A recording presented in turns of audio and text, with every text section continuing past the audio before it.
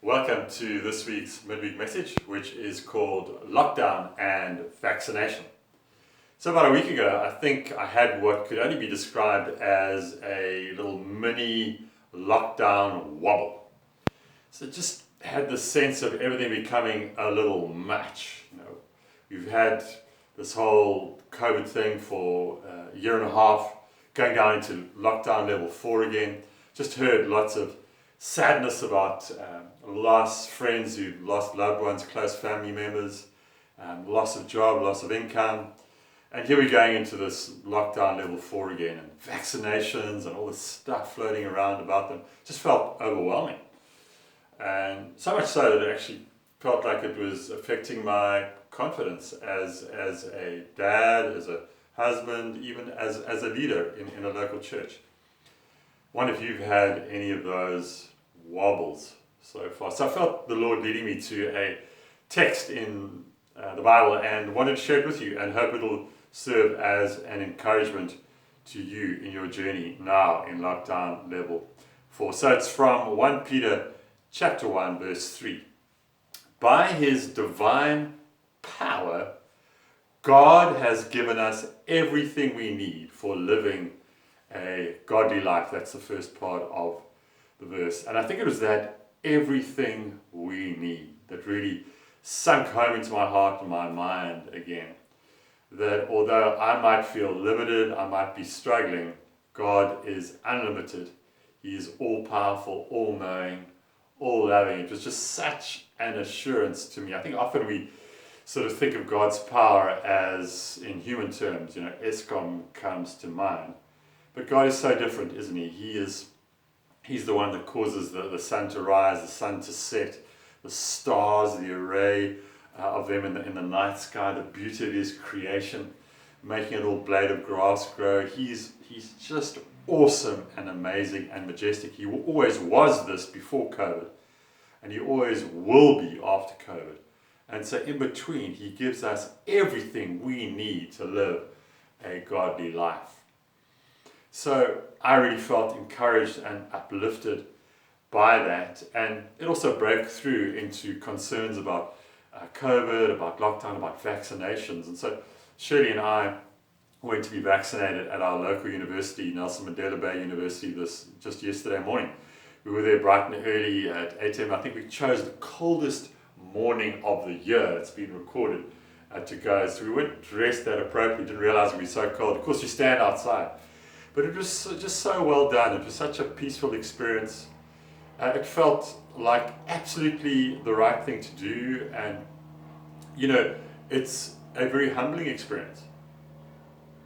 And I think that's part of everything we need God has given us, to humble ourselves. It takes humility to keep on putting on a mask, to acknowledge that I'm frail just like everybody else. I can become sick just like anybody else. And I think we're in that stage where we are loving God and loving our neighbor again. And to put on a mask and to be vaccinated, I believe, is to love God, to trust him. He's all powerful, all knowing, to trust him that the vaccine's going to do its job.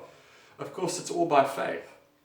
It is by faith. I take the vaccine by faith, and he's given me everything I need for living a godly life, so I can go there with this assurance. And you meet all cross sections of life. There was domestic workers, there was all cultures there was male, female, there was professors, there was all walks of society, from very ordinary to high profile people.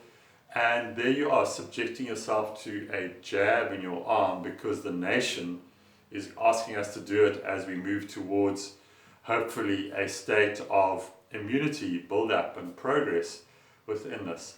So I think we've been given by God, by his power, everything we need. So that really means he is still in control. We might feel limited and lacking, have these COVID or lockdown wobbles, but he is unchanging. His love is unchanging. His ability to give us what we need to live a godly life is unchanging. So we can live by faith and not fear. And please, friends, with vaccinations, don't absorb all the stuff that just leads to fear. You're an obedient sheep, just like Shirley and I were, by going there, and you're part of creating a herd immunity in a nation.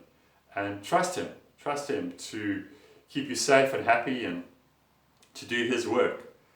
We can trust him that the global scientific community has been guided by his wisdom. Whether they're believers or unbelievers, God's hand is on the righteous and on the unrighteous. Let's trust him for what he's doing through the scientific community, through doctors, the way vaccines have worked in the past. Let's have peace about that, the way they have served nations and people, and be humble enough to become a regular sheep and to follow him in obedience. That's certainly what Shirley and I felt we were doing. And it was such a positive, such a well-structured, well-run experience. The second part of the verse says, we have received this by coming to know him, the one who called us to himself by means of his marvelous glory and excellence. It's reminded again that God is excellent, he's marvelous, he does things so well, he equips us to do things so well. And so I can't just go into a slump and decide to compromise and do things my way and be prideful, and not at all. In the middle again of lockdown 4, it's an opportunity for me to grow in my faith, for you to grow in your faith. And that verse, if you have got time to read it further on, goes into that about adding moral excellence and other attributes to our faith. So my only job is to be intentional about my relationship with Jesus. It says that I've received this, I've received everything I need to live a godly life. You've received everything you need to live a godly life in lockdown level 4 as a gift from him, a relational free gift. It's cost God everything. It's cost him the death of his son on a cross to overcome death and take on the overwhelming reality of earth's sin over the eons and the generations, for him to be able to give us this free gift of everything we need to live a godly life. I find that so encouraging. My only job, our only job, is to work on our living, loving relationship with Jesus. So before we do anything for God, we are simply to be with him.